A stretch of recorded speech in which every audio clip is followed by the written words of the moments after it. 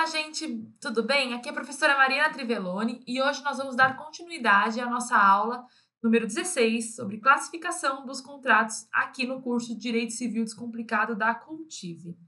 Na nossa aula número 15, nós conversamos sobre a teoria geral dos contratos, entendemos sobre contrato entre ausentes, os princípios contratuais, o conceito de contrato, como se formaliza um contrato com a proposta e com a aceitação.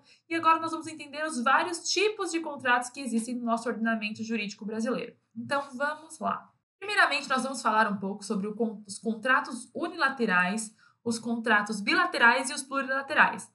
É mais ou menos igual ao negócio jurídico que a gente já conversou, né? Mas os contratos unilaterais são aqueles que criam obrigações unicamente para uma das partes, como a doação pura, por exemplo.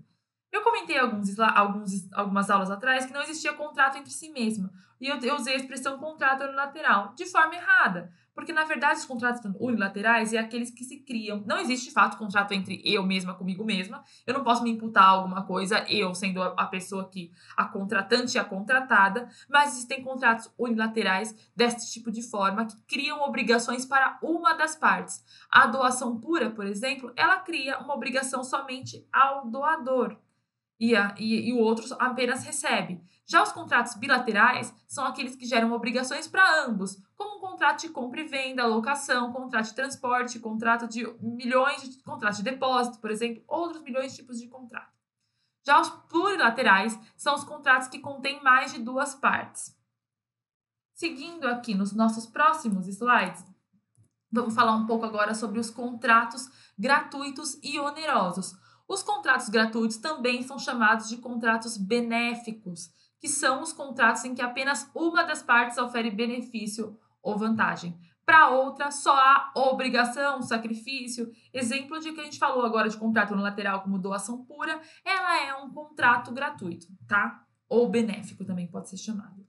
Nos contratos onerosos, ambos os contraentes obtêm proveito ao qual corresponde um sacrifício, ou seja, ambos cedem. É o famoso de cada um cede um pouco para nós chegarmos a um contrato. Esse é a chegarmos num denominador comum. Esse é um contrato, pode ser considerado oneroso, tá? Nós também temos os contratos comutativos, e os contratos aleatórios. Os contratos onerosos, eles subdividem em dois, sendo os comutativos e os aleatórios. Os comutativos são os de prestações certas e determinadas. As partes podem antever as vantagens e os sacrifícios, que geralmente se equivalem, decorrentes de sua celebração, porque não envolvem nenhum risco.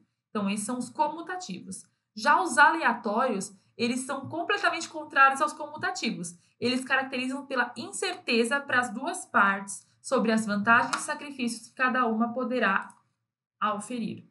Um exemplo bem legal para a gente trazer para os contratos comutativos e os aleatórios, para vocês entenderem mais e ficar mais fácil a compreensão, é que os comutativos, como a gente disse, né, que ambos prestações certas e determinadas, que as partes podem antever as vantagens, é um contrato de compra e venda. Elas conseguem se precaver dessa certa forma, né, para que elas se equivalem, né, de uma certa forma, já que não, para que não se envolvam em nenhum risco. Já um contrato aleatório é o contrato de seguro. A pessoa faz um seguro não sabendo se de fato ela vai usar esse seguro, mas ela faz esse contrato por uma questão de preservação, de precaução, mas ele é um contrato aleatório, porque a gente não é incerto, o contrato ele é incerto para as duas partes. A gente paga o seguro, mas a gente não sabe se a gente vai usar, então pode ser que seja prejudicial para a gente no sentido de a gente dispor de um dinheiro que no final a gente acaba não gastando, né? A gente vê o seguro, a gente segura, por exemplo, um veículo, um bem, alguma coisa, mas a gente, caso dê algum problema, a gente consiga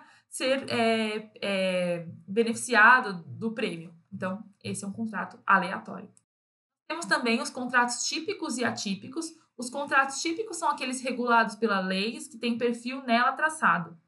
Um exemplo do contrato típico é que a gente fala, né? Um contrato previsto, por exemplo, que ele está previsto nas leis do Código Civil. Um contrato de compra e venda, um contrato de locação, também está na lei do inquilinato, por exemplo. Eles são contratos típicos. Já o contrato atípico são os que resultam de um acordo de vontades, não tendo, porém, as suas características e requisitos definidos e regulados na lei. Um exemplo de contratos atípicos é um contrato de coworking, um contrato de transporte por aplicativo, um contrato de influencer, de marketing, um contrato de franquia antes de regulamentação específica, são todos contratos que não têm os requisitos definidos pela lei, tá bom?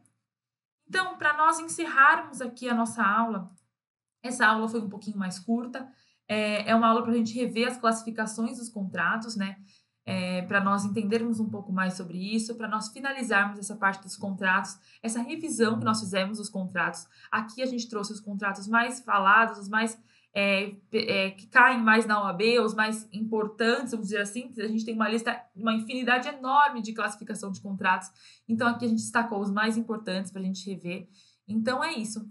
Fico por aqui, estou à disposição. Nos vemos na próxima aula. Tchau, até mais!